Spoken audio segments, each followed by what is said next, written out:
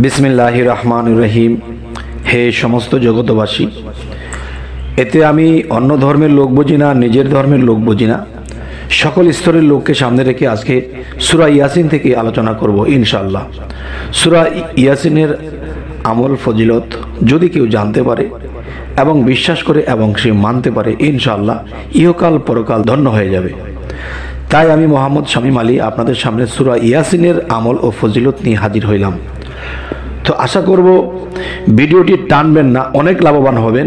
এই আলোচনাটি শুনুন যে সূরা ইয়াসিনের আমল থেকে যে আলোচনাগুলো করব, আপনি পুরোটা আলোচনা শুনলে পরে আপনি অবশ্যই আপনি কোরআনকে, আল্লাহকে এবং সৃষ্টিকে, ফেরেশতাগণকে, নবী রাসূলগণকে আপনি অবশ্যই ধন্যবাদ জানাবেন যে আজকে তাদের জন্য আমরা কি সুন্দর জিনিস পেয়েছি। তারা যদি প্রেরণ না হইতো তাহলে আমরা কোত্থেকে পাইতাম। তাই সকলের প্রতি সম্মান রেখে আজকে সূরা ইয়াসিন থেকে আপনাদের সামনে এই আলোচনাটি তুলে ধরছি। অবশ্যই খেয়ালের সাথে, ধ্যানের সাথে শুনবেন যাতে করে আমরা লাভবান হতে পারি। সেটি হলো, দেখুন, সূরা ইয়াসিনের ফজিলত। সূরা ইয়াসিনের ফজিলত আমরা কখনো বর্ণনা করে শেষ করতে পারবো না।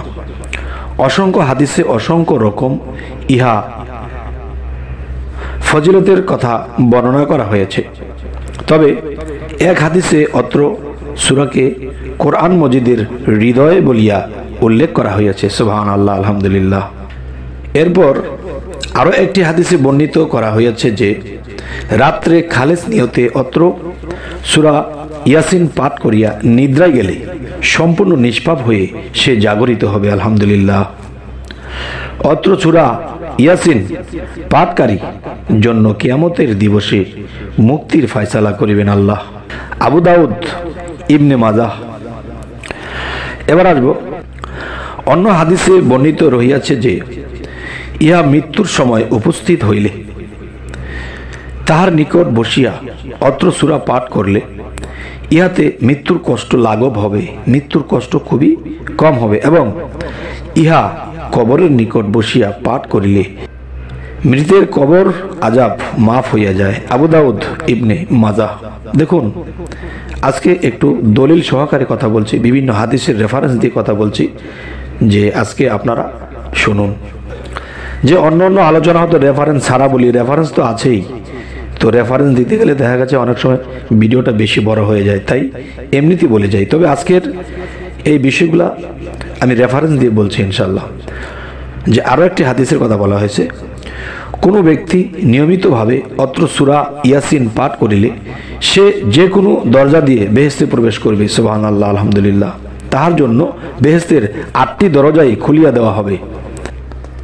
এবার আসি, হযরত রাসূল করিম সাল্লাল্লাহু আলাইহি সাল্লাম বর্ণনা করিয়াছেন যে কেহ একবার এই সূরা পাঠ করিলে তাহার আমল নামায় 10 বার কোরআন শরীফ খতম করার সওয়াব লিখিয়া দিবেন। সুবহানাল্লাহ, আলহামদুলিল্লাহ। যে কোনো রোগ ব্যাধির সময় ইহা পাঠ করিলে আল্লাহর রহমতে তাহা হইতে মুক্তি লাভ করা যায়। আলহামদুলিল্লাহ। সূর্যোদয়ের সময় এই সূরা পাঠ করিলে অভাব অনটন দূর হইয়া যায়, শীঘ্রই তিনি আল্লাহর তরফ হইতে ঐশ্বর্যশালী হবে এবং সম্পদশালী হবে। এবার আসি, ভীত, পীড়িত ও ক্ষুধার্ত ব্যক্তি এই ইয়াসিন সূরা পাঠ করিলে ভয় ও পীড়া দূর হইয়া যায় এবং ক্ষুধা নিবারণের ব্যবস্থা হয়। সুবহানাল্লাহ, আলহামদুলিল্লাহ।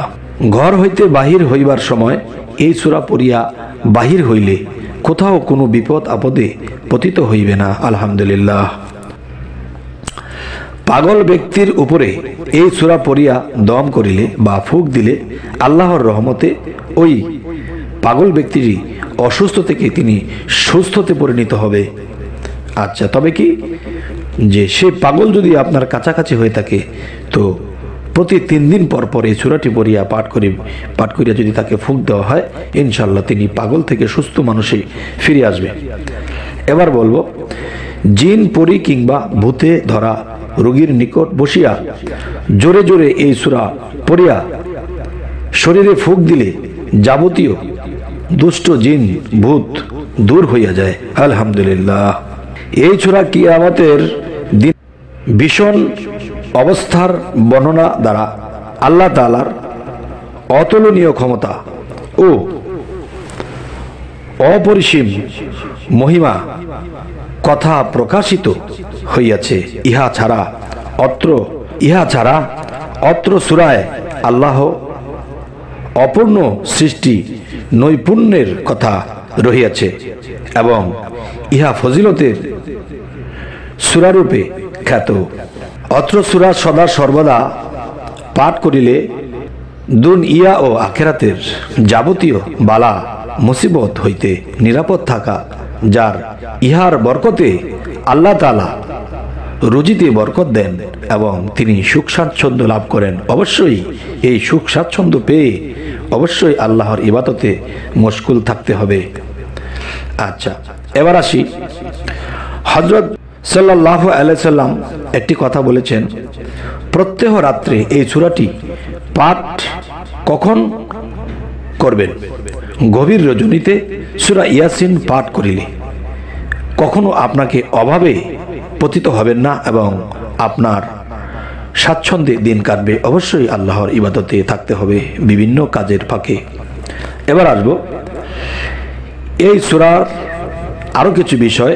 এই ইয়াসিন সূরার সম্পর্কে হযরত রাসূল করিম সাল্লাল্লাহু আলাইহি সাল্লাম এর বহু হাদিস বর্ণিত আছে। এখানে মোটামুটি কয়েকটি হাদিসের মর্ম উল্লেখ করিলাম। হযরত আবু হুরায়রা হইতে এটি হাদিস বর্ণিত আছে যে এই সূরা পাঠকারীর জন্য সূরাটি ততক্ষণ পর্যন্ত হেফাজত করিবে যতক্ষণ পর্যন্ত ওই ব্যক্তির ক্ষমা করা না হইছে। সুবহানাল্লাহ, আলহামদুলিল্লাহ। যতক্ষণ পর্যন্ত গুনাহ মাফ না হয়েছে ততক্ষণ পর্যন্ত যে আল্লাহর এই কোরআনের এই সূরা ইয়াসিন পাঠ করতে তার ছোটখাটো গুনাহ প্রথমে তো মাফ হবে, পরে বড় গুনাহগুলো মাফ হতে থাকবে। সুবহানাল্লাহ, সুবহানাল্লাহ। এবার আসি, হযরত ইবনে আব্বাস রাদিয়াল্লাহু হইতে অন্য একটি হাদিসে বর্ণিত হইয়াছে, রাসূল করিম সাল্লাল্লাহু আলাইহি সাল্লাম বলিয়াছেন, আমার বাসনা এই সূরা মূলক প্রত্যেকটি মুমিন ব্যক্তির অন্তরে থাকুক, অর্থাৎ প্রত্যেকে ইহা মুখস্থ করিয়া লোক। এবার আসি, হযরত ইবনে মাসউদ রাদিয়াল্লাহু হতে এটি হাদিস বর্ণিত হইয়াছে, কবরে যখন আযাবের ফেরেশতা মৃতকে শান্তি দিবার জন্য পায়ের দিক হইতে অগ্রসর হইতে থাকিবে, তখন তাহাকে বাধা দান করিয়া বলিবেন, তোমাকে আসিতে দিব না। তাহলে তোমাকে আসিতে দিব না, তখন পরে কি ঘটনাটি হবে? সেটি হলো, আমাদিগকে সঙ্গে নিয়াই এই ব্যক্তির সূরা মূলক পাঠ করিয়াছে। তখন ওই ফেরেশতা বক্ষ, পেট এবং মাথা ইত্যাদি অন্যান্য দিক দিয়া আসিতে চেষ্টা করিবে, কিন্তু প্রত্যেক দিক হইতে ঐরূপ উত্তর পাইয়া সে আর অগ্রসর হইতে পারিবে না। চুম্বক কথা এই যে অত্র সূরা কবর আযাব হইতে বাঁচাইয়া রাখে। সুবহানাল্লাহ, আলহামদুলিল্লাহ। তাওরাত গ্রন্থে অত সূরার ফজিলত সম্বন্ধে এইরূপ বর্ণিত আছে যে, যে ব্যক্তি রাত্রিকালে এই সূরা পাঠ করিবে তাহার আমল নামায় অশেষ নেকি লিখিত হবে। সুবহানাল্লাহ, আলহামদুলিল্লাহ। 41 বার এই সূরা পাঠ করিলে বিপদ আপদ দূর হইয়া যায় এবং ঋণের দায় হইতে মুক্তি লাভ করে। প্রত্যহ 3 বার করিয়া 3 দিন এই সূরা পড়িয়া চোখে ফুঁক দিলে চোখের অসুখ ভালো হইয়া যায়। নতুন চাঁদ উদয় হইবার সময় এই সূরা পাঠে লিপ্ত থাকিলে ওই মাস আল্লাহর রহমতে কুশলে অতিবাহিত হবে। হে সমস্ত জগতবাসী, আজকের এই আলোচনাটি করা হলো সূরা ইয়াসিন থেকে।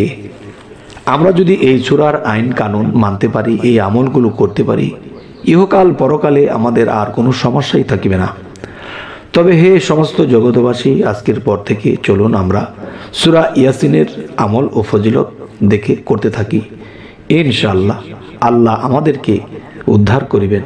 তবে আমাদের চ্যানেলে যদি আপনারা নতুন হয়ে থাকেন, অবশ্যই সাবস্ক্রাইব করে নেবেন এবং পরবর্তীতে যেন ভালো আলোচনা আপনাদের কাছে পৌঁছে দিতে পারি। তো সকলে ভালো থাকবেন। আল্লাহ হাফিজ।